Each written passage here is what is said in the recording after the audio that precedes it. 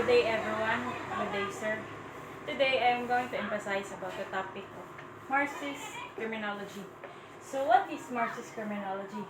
This is a prima function of the capitalist mode of production within this system economic competitiveness, the essence of social life, and controls the form and function of social institution. So the founder of this theory was Karl Marx.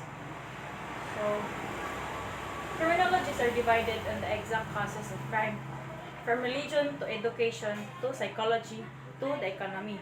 Even within socialist criminology, there are different divisions. For example, Marxist criminology is a division of criminology that is based upon Marxist criminologies. Marxist criminology relates criminal action to the struggle for resources in capitalism, like conflict between capital and labor, supply and demand. Marx believed that the modes of political and economic system are controlled by wealthy and powerful people. These wealthy individuals are the start of minority in society. The wealthy minority seize the wealth and resources of state to implement means and production. Thus, the majority of individuals in the states are deprived of resources. Mga kakulangan sa mga resources are mga important things. People who don't have what they need. Manang pasabot ana. So, Marx stated that capitalism creates wealth only in the hands of those who control and oversees the states and businesses. So, mga control ani is kaning mga dagkog company or na mga power to ilang hapuntanan ang resources para lang maako nila tanan. So, thus, they are driven to use crime to get wealth. Bala pag makakommit sila crime basta mudato lang sila, mao ni sila. Additionally, wealthy individuals utilize crime to protect their assets. They especially engage in criminal violence to maintain the status in society. So, criminology is specific, a scientific study of criminal action in the context of them being phenomena. Marxist criminology states that criminal action are byproducts of existing social norms and cultural characteristics. Especially, Marxism states that capitalism provides the societal structure for criminal behavior. According to Marxism, the elements of capitalist, economic, and political system in a state are manipulated by members of the powerful and elite wealthy class. So, mga naikaya.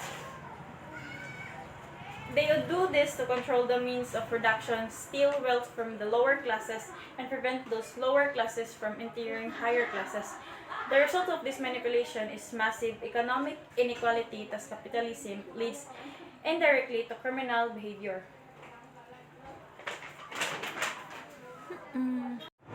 So the next topic is about conflict theory. Outcome of class struggle, the classes that are struggling here are the upper, middle, and lower class. Conflict works to promote crime by creating a social atmosphere in which in the law is a mechanism for controlling dissatisfied have-not members of the society while the wealthy maintain their position of power. This theory emphasized the difference between poor and rich. So the rich have power to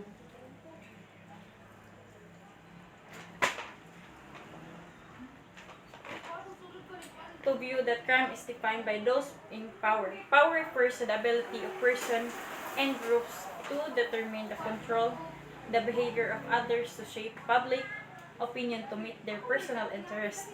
According to William Bunger, everyone may desire wealth, but it is only the most privileged people with the most capital who can enjoy luxuries and advantages.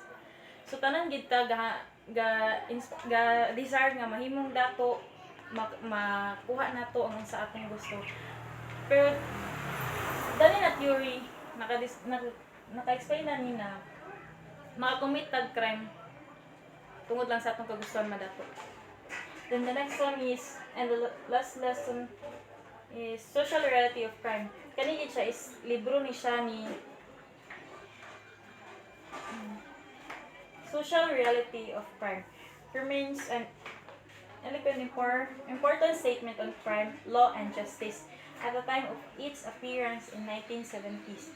Queen is the theory not only liberated the field from a recitation of the practices of police, courts, and corrections, it also represented a marked departure from traditional analysis which view criminal behavior as pathological. So kanina theory, ako lang nasabtan is makakommit siya crime through what he say or they say sa social life niya, sa iyang social life, makakommit siya crime sa unsa iyang kakakita. So under the theory of the social reality of crime, crime is held to be a legal definition of human conduct created by against of the dominant class in a politically organized society. Definition of crime are the applied by the class that has the power to shape the enforcement and administration of criminal law. So that's Good afternoon everyone, especially to you Sir Pads. I am Ronely Tumanan. I'm Group 5. This topic is constitutive theory by Greg Barak and Stuart Henry define as crime as the application of harm to other people who are defined as committing criminal act are at the same times being made unequal or irrespective they are rendered powerless to maintain or express their humanity in a sin in the act of making people criminal. Ang ipakita na nga theory is ang pagpanakit o walay respeto nga mga tao. For example, ang usa ka barangay captain is dili pantay ang iyang pagdala sa iyang mga members. So kung naay mga ayuhan or mga relief goods nga gihatag sa gobyerno, dili niya tagsa ihatag sa iyang katawan, kundi ang iyang tagaan is iyang pamilya o side sa iyang pamilya. So tungod na dili nagsunod ang mga tao sa iyang protocol or gihimo nga balaod kay tungod kay naay gipalabi. So muna ang example sa institutive. So there are two aspects of crime. Number one is crime of retribution. This appears when the members of a group prevented from achieving their fullest potential because of racism, sexism, or some other status bias. For example is pugnan nimo ang gusto sa usa ka tawo. For example, mag-business ang imong silingan, imong pugnan kay basin siya masakses, ikaw dili. So nay tukuhan na nga usa sa ilang nga maka-commit og crime kay masuko man tong iyang gipungan kay nabatay gitawag nga freedom, kalayaan. So number 2 is crime of reduction. This appears when the offended party experience a loss of some quality relative to his of her present standing. Nay duha ka for example na is ang isa is kanang walang-wala gid ka, wala kay trabaho, kanang makatrabaho mga pero gagmay mong kita. Ang ikaduha is kanang gi daog-daog ka, may kaminusan ka. So naipawan nga makumit ka og crime kay kadugayan suklan to nimo na mapulan na ka, suklan to nimo ang nagdaog-daog sa imo or dili bali-bali sa imo. So second is conservatism and liberalism theory. Conservatism ideologists assume that the ideal society is one of which authority on an institution because human nature are basically egoistic. People needs to discipline instructor shown for those with the requisite capacity restraint for those lacking the capacity to understanding. Unfortunately, society are threatened by the defective people, individuals, and population group who cannot or will not accept the authority. For example, dana niya is need nila og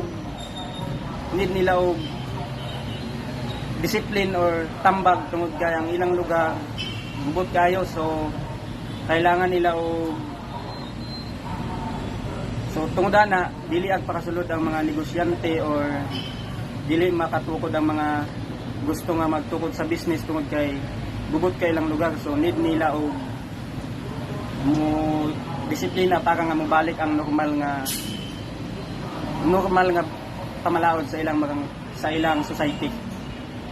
So, mura to, and thank you and good afternoon. My topic is all about life realism. Life realism, it was connected to the writings of British scholar John Leah and Jack Young in their 1984 work, and what is to be done about law and order. By taking a more realistic approach, saying that street criminals prey on their poor, thus making the poor doubly abused, first by the capitalist system and then by the members of their own class. When we say live realism, it's all about realistic or ang tinuod nga panghitabo. Like, ang gingon din ni street criminals is kanang bata nga gapalirarir sa dalan, din mo na silang gaka-abuse tungod sa ilang kapobrehon. Everyone thought nga sala nila, but definitely not, because kanang dili anto sila masala kundi ilang ginikanan or ang society. Kay even ang barangay chairman dili makasulbad sa ana nga problema kay mismo pud siya wala kabalo ng solusyon mo nang dako kay nga posibilidad nga kanang gabat ang nga gapalayrarari na sa dalan nga makakuan sila sa criminal activity tungod sa ilang problema. Then next, postmodern theory. It focuses on the critical analysis of communication and language in legal codes. It believed that language is value-laden and can promote the same sort of the inequalities that are present in the rest of the social structures. Or when we say postmodern theory, in a simple word, it is the power for the rich people. Gabilib siya sa mga powerful person, even sayop to ang person because of money. Maski sakto to ang prisoner or a poor person, dili nila ma-define nilang kaugalingon because wala sila kwarta to fight their self. Parehas sa gingon sa last nga sentence nga the dominant of language of society is the language of the rich and powerful. And that's all. Everyone, this is my first. I am Galit Kayo, and this is my first topic. Radicalism. Radicalism is a main notion as a replace defect society. Whether left or radicalogy, envision that ideal society as a one of the which people are naturally creative and a freedom of living, as are able to do they please in going about their peaceful business without interference by anyone, especially those claiming or representing some presumed higher authority. So, ang radicalism is ang meaning sa radicalism, which is come from the Latin word radix, meaning root given by sense of the branch are roots, and branch are fundamental approach to politics rather than one of make to do amend. So radicalism means that way thinking, behavior, model or characterized by the following. So number one, fundamental utopianism and revolutionarism. So na tayo may two main types of radicalism. First is social radicalism, political radicalism. Ang nagkuha nanin radicalism is si Marx. Marx approach the crime looks for the criminality and full social context and specific considered how the ruling class uses the crime to further to interest. So, meaning to say, radicalism is approaching sa crime that looks sa criminality and social specific considered how the ruling class So, sa common them in a rightist ideology, it is a racial and ethnic minorities are favored to able to capable to groups and becoming strong and challenge the system. So, ang rightist ideology is katong mga muna sa mga racial and ethics minorities na mag-favor sa cable groups and becoming para may mong kusgan ay magahi.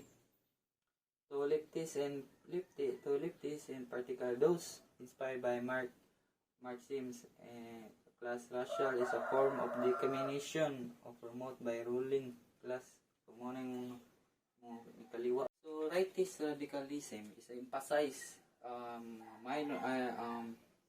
moral deterrence and reflect in the crime rates as the group as a forerunner of society political and economic collapse into the war among racial and groups of other groups fighting to survive. So kanay siya yung mga bitaw ng mga nasa mga economic na nag-collapse nito tungkol sa war.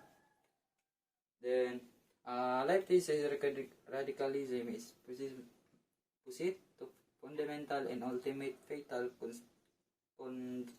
contradiction or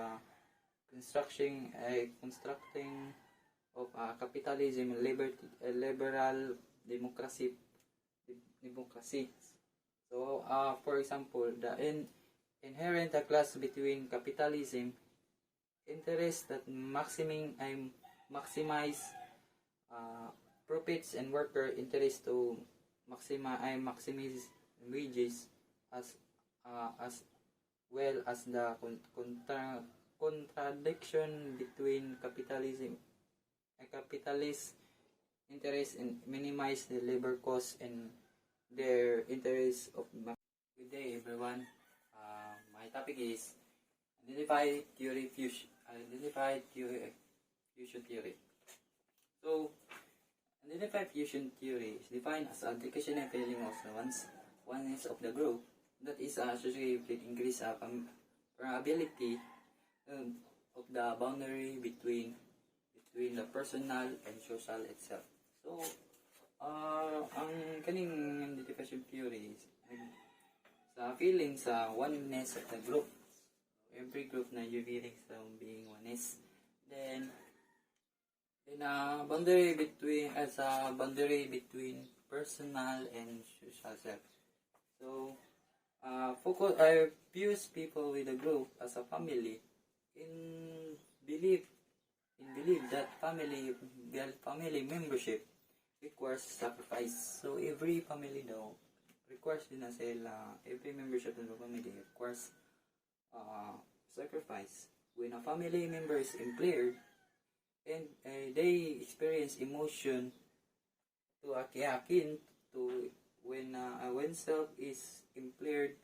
So every family if na experience a lot emotion they impaired it. So example, if one of the members of the gang was killed and another members who knew who killed the co-member, then there's a possibility that this gang will join forces to revenge against the killer. So if the family those members one of the member of the gang was killed, if napatay ito niya, then kung makabalo na sila kung kinsay nagpatay, then co-member, then ay possibility na katong gang join siya to take revenge against the killer, because each member of the gang feels that they are one of a family within the group. They have sense to oneness within the group. So kato siyang mo join to siya na gang din mo kaya rin to kaya ito kay iyang tong as I said na what views Billy membership requires sacrifice. Sacrifice sila para makuha nilang justice. So I have 5 example of identity. So una personal. And second is gender, social status, intensity, and beliefs. So ano sila mga example sa identity. Then 4 principle of identity fusion theory. Agentic personality self principle. Ang first is agentic personal self principle, then identity Seigener principle, and relational ties principle, and revocability principle.